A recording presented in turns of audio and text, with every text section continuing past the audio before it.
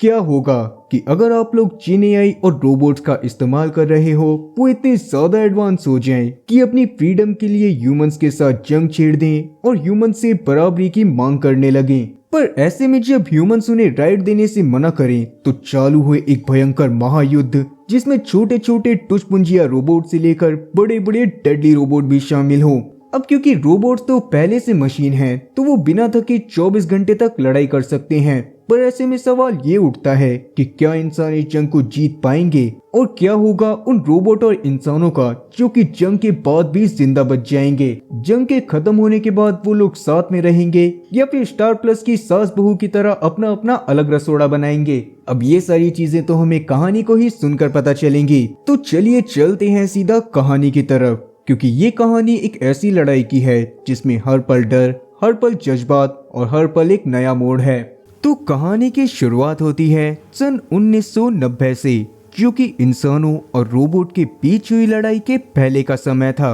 उस समय पर हम लोग एक कॉलेज के अंदर क्रिस नाम के एक लड़के को देख पाते हैं, जो कि वैसे तो स्कूल में होना चाहिए था, पर अभी वो कॉलेज का एक टेस्ट दे रहा था। क्रिस असल में एक जीनियस बच्चा होता है जिसने आइंस्टाइन की एक थ्योरी को कुछ ही मिनटों में सुलझा दिया था। इसीलिए उसको मौका मिलता है कि वो कॉलेज का एक एग्जाम देकर कॉलेज के अंदर डायरेक्ट एडमिशन ले ले। हालांकि वैसे तो क्रिस नहीं चाहता था कि वो इस तरह से अपने बचपन को खराब करे, पर उसकी बहन मिशेल उसको काफी ज्यादा कॉन्ग्रेचुलेट करती है और साथ ही उसे समझाती है कि उसे कॉलेज में एडमिशन ले लेना चाहिए। वो दोनों इस बारे में बात कर ही रहे थे कि तभी अचानक से पास में खड़ा एक आर्मी का सोल्जर क्रिस को उल्टा सीधा बोलने लगता है, जिसका रीजन था क्रिस की पहनी गई कॉस्मो की टी शर्ट। उस पर एक कॉस्मो नाम का रोबोट बना हुआ था और आर्मी वाले क्रिस के ऊपर इसी वजह से भड़के थे क्योंकि जल्दी ही इंसानों और रोबोट के बीच में एक बहुत बड़ी जंग होने वाली थी। अब यहाँ पर से कहानी ईथन नाम के एक साइंटिस्ट के इंटरव्यू पर आती है। उसकी बातों से हम लोग जान पाते हैं कि अब ये दुनिया पूरी तरह से बदल चुकी है और सब लोग रोबोट को नापसंद करते हैं, जिसका रीजन था कि रोबोट्स के अंदर अब ह्यूमंस जैसे इमोशंस आने लगे थे और वो इंसानों से बराबरी की मांग कर रहे थे। शुरुआत में तो जब पहली बार इंसानों के सामने रोबोट्स को इंट्रोड्यूस करा गया था तो इंसानों ने खुले दिल से उन्हें अपनाया था। वो ज्यादातर काम के लिए रोबोट्स के ऊपर ही डिपेंडेंट होने लगे थे, पर अगर बाय चांस कोई रोबोट खराब हो जाता था तो उसे कचरे के ढेर में फेंक दिया जाता था। ऐसे ही धीरे धीरे रोबोट्स के अंदर समझ आने लगी और उन्होंने डिसाइड कर लिया कि वो गवर्नमेंट से इंसानों की तरह ही जीने का राइट मांगेंगे। पर गवर्नमेंट ने उनकी अपील को खारिज कर दिया, जिस वजह से रोबोट्स और इंसानों के बीच में एक बहुत ही खतरनाक लड़ाई हुई। उसमें हजारों की तादाद में रोबोट्स और हजारों की तादाद में ही ह्यूमंस मारे गए थे और रोबोट्स के पास उस समय पर ज्यादा एडवांटेज था क्योंकि रोबोट्स कभी थकते नहीं थे। तब हम लोग इवान नाम के एक सोल्जर का इंटरव्यू भी देख पाते हैं, जिसने काफी सारे रोबोट्स को मौत के घाट उतारा था, पर वो भी इसी बारे में बता रहा था कि शायद रोबोट इस जंग को जीत जाएंगे क्योंकि वो कभी थकते नहीं हैं। इवन रोबोट्स के बीच में मार्क नाम का एक आर्मी जनरल भी काफी ज्यादा पॉपुलर हुआ था क्योंकि उसने काफी सारे रोबोट्स को बीच से काट दिया था। इसीलिए ही रोबोट उसको रोबोट्स बुचर के नाम से जानते थे। अब वैसे तो इंसान इस जंग को हारने ही वाले थे, पर वक्त रहते उस ईथन नाम के बंदे ने एक न्यूरोटेक नाम का वेपन बना लिया था, जिसकी मदद से इंसान खुद ही एक बहुत बड़े रोबोट को कंट्रोल कर सकते थे और उसकी मदद से ही उन्होंने रोबोट से लड़ाई करी और बाद में रोबोट के लीडर पीनट को एक ट्रीटी साइन करनी पड़ी, जिसके अकॉर्डिंग उन्हें एक स्क्रैप यार्ड में भेज दिया गया था और तब से ही सारे रोबोट्स वहीं पर रहा करते थे। इंसान एक बार फिर से उस न्यूरोटेक नाम के मशीन पर डिपेंडेंट होने लगा था। वो ज्यादा से ज्यादा काम को न्यूरोटेक के जरिए ही करवाया करता था और बाद में ईथन ने उसके लिए एक अपडेट भी ला दिया था, जिसमें इंसान के ब्रेन के 2 हिस्से कर दिए जाते थे, जिसमें से एक हिस्सा यूज होता था उस रोबोट को कंट्रोल करने के लिए और दूसरा हिस्सा यूज होता था इंसान की बॉडी को कंट्रोल करने के लिए। मतलब कि अब इंसान की कॉन्शियसनेस एक समय पर 2 जगह वर्क कर सकती थी और 1992 का वक्त आते आते मैक्सिमम लोगों ने उस न्यूरोटेक का यूज करना चालू कर दिया था। अब यहाँ पर से कहानी सीधा 1994 में आती है। मतलब कि इंसानों की जो रोबोट के साथ लड़ाई हुई थी उस बात को 4 साल बीत चुके हैं। अब हम लोग मिशेल को देख पाते हैं, जो कि एक घर में रहा करती थी और वहीं पर ही उसके फॉस्टर पिता चैड भी रहा करते थे। रोबोट के साथ हुई लड़ाई के दौरान जो भी बच्चे अनाथ हो गए थे उन लोगों को फॉस्टर पेरेंट्स प्रोवाइड कर दिए गए थे और हर महीने फॉस्टर पेरेंट्स को गवर्नमेंट उन बच्चों का खर्चा दिया करती थी। चैड नाम के एक बंदे ने मिशेल को अडॉप्ट कर लिया था, जिसने घर पर तो अपने रोबोट को छोड़ा हुआ था और हर महीने जो उसके पास गवर्नमेंट की तरफ से पैसे आते थे उनसे वो पूरी दुनिया को घूमता था। जब इंसानों और रोबोट के बीच में जंग चालू हुई थी उस समय पर मिशेल अपने भाई क्रिस और अपने पेरेंट्स के साथ एक गाड़ी से दूसरे टाउन में जा रही थी, पर रास्ते में ही उनकी गाड़ी के आगे एक हिरन आ गया और उनकी गाड़ी हिरन के साथ टकराने की वजह से क्रैश कर गई। उसके बाद जब मिशेल की आंख खुली तो वो हॉस्पिटल में थी और उसके तीनों फैमिली मेंबर मारे जा चुके थे। इसी इंसिडेंट के बारे में याद करते हुए रात के समय में मिशेल की घबरा कर आंख खुलती है। तभी वो देखती है कि उसके कमरे के अंदर एक अजीब सा रोबोट आ गया था जो कि कॉस्मो जैसा दिख रहा था।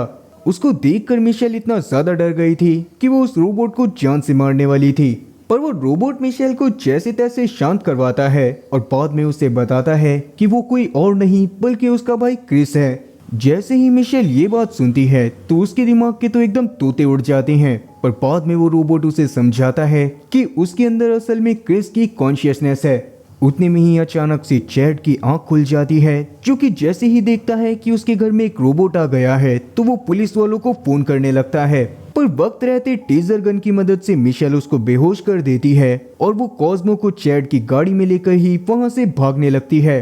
चैड का न्यूरोट्रांसमीटर वाला रोबोट भी उन्हें रोकने की कोशिश कर रहा था, पर वो लोग उसको भी गाड़ी से उड़ा देते हैं और गाड़ी लेकर वहां से फरार हो जाते हैं। अब रास्ते में क्रिस बदली हुई जगहों को ध्यान से देख रहा था, क्योंकि पिछले 4 सालों में बहुत कुछ बदल चुका था और पूरी दुनिया एक बहुत बड़े खतरे में थी।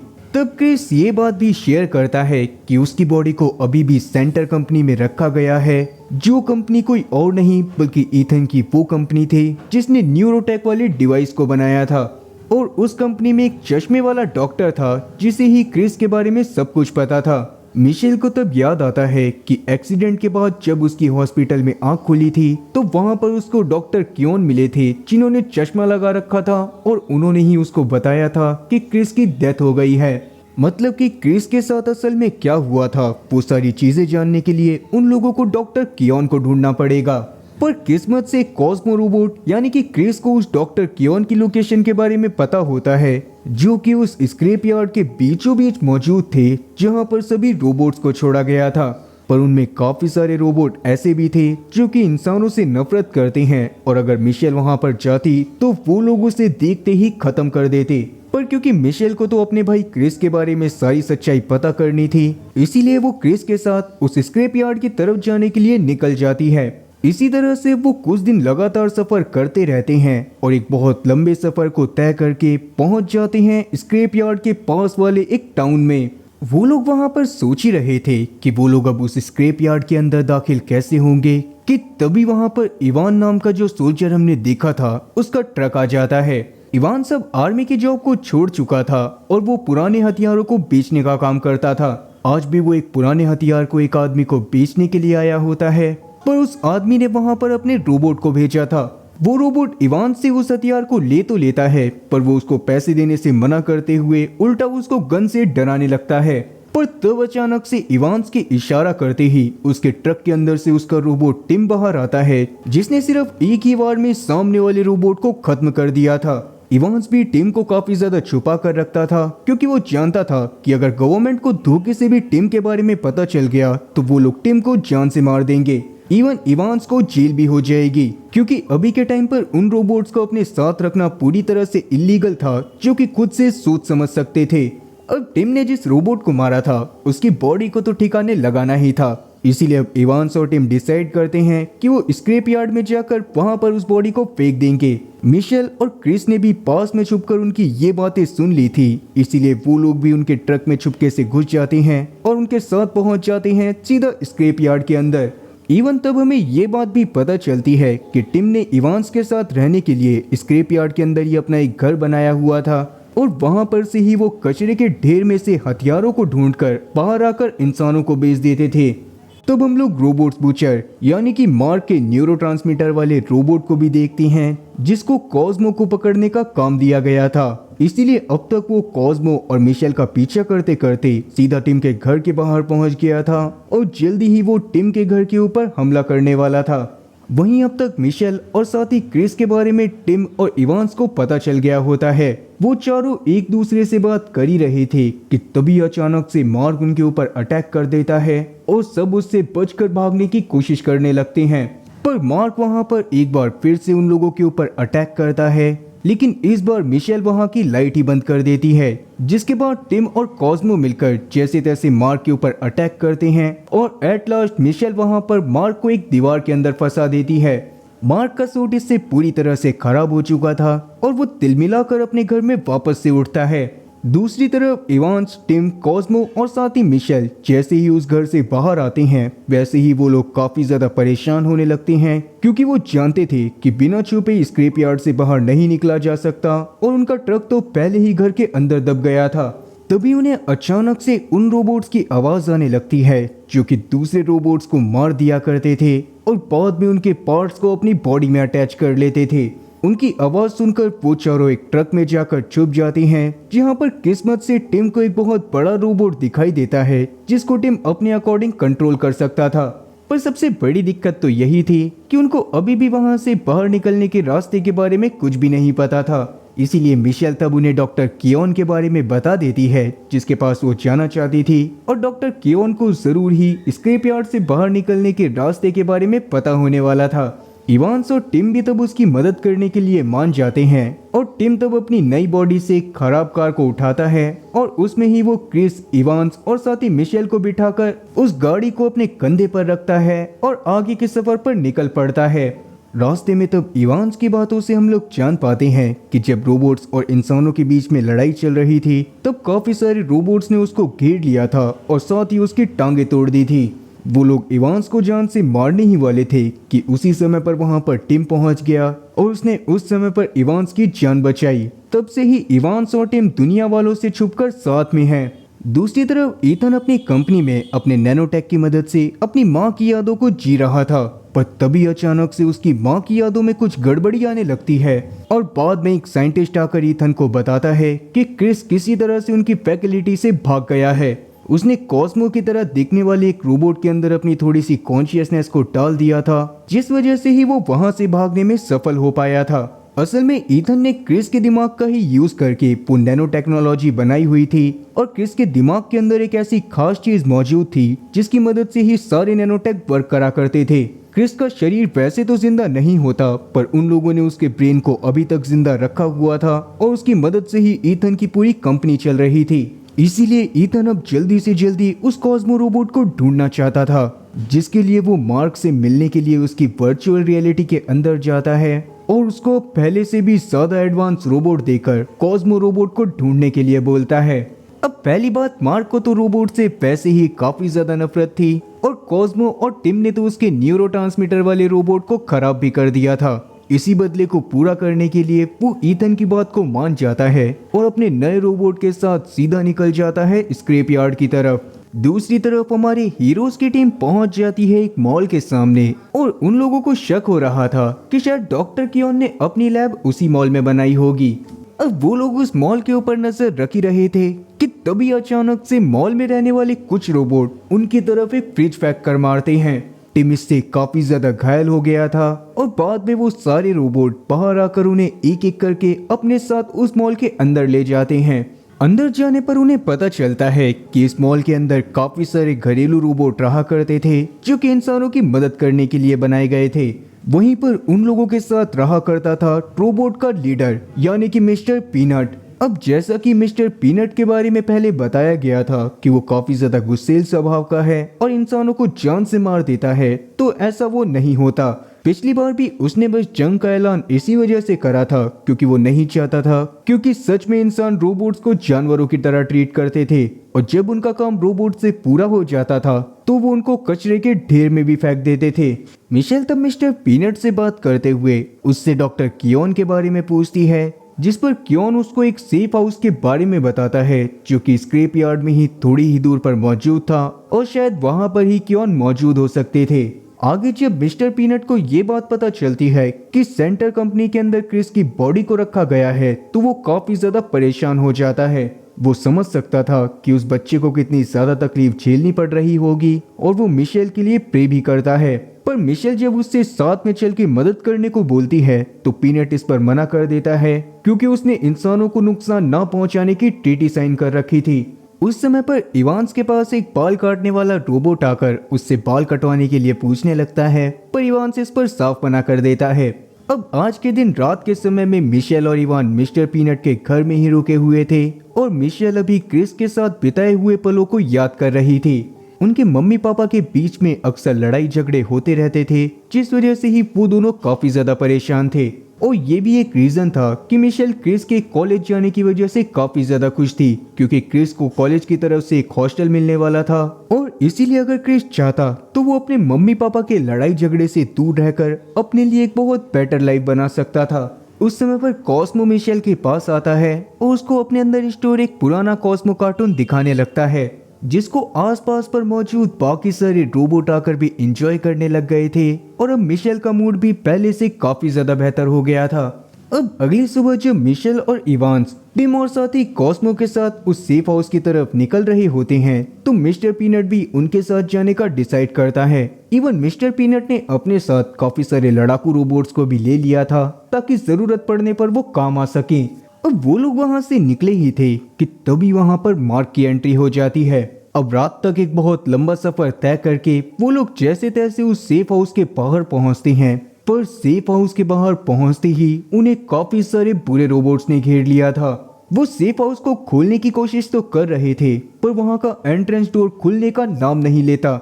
अब वो बुरे रोबोट्स उनके ऊपर अटैक करने ही वाले थे कि तभी अचानक से उनके सामने एक स्लाइड आती है और वो लोग स्लाइड करते हुए सेफ हाउस के अंदर पहुंच जाते हैं।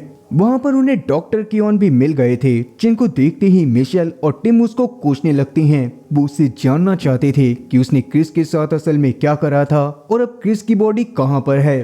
तब डॉक्टर कियोन भी उन्हें सारी सच्चाई बताना चालू करते हैं कि असल में वो लोग रोबोट से उस जंग को हारने ही वाले थे कि तभी अचानक से क्रिस और साथ ही मिशेल की फैमिली की कार एक्सीडेंट की खबर आई। क्रिस भी उस समय पर थोड़ा बहुत ही जिंदा था पर जैसे ही उसका टेस्ट हुआ तो पता चला कि उसके दिमाग में एक बहुत अलग तरह की एनर्जी है। जैसे ही इस बारे में ईथन को पता चला तो ईथन ने उस एनर्जी का यूज नैनो टेक्नोलॉजी को बनाने के लिए करा और उसके बाद ही ऐसे रोबोट्स बनाए गए जिनको इंसान अपने माइंड से कंट्रोल कर सकता था। अगर उस समय पर क्रिस के दिमाग की उस एनर्जी का यूज नहीं करा जाता तो क्रिस की वैसे भी मौत हो जाती। पर उसके बाद से ही ईथन ने क्रिस को सेंटर के हेडक्वार्टर में रख लिया था और उसकी काफी बुरी हालत कर दी थी।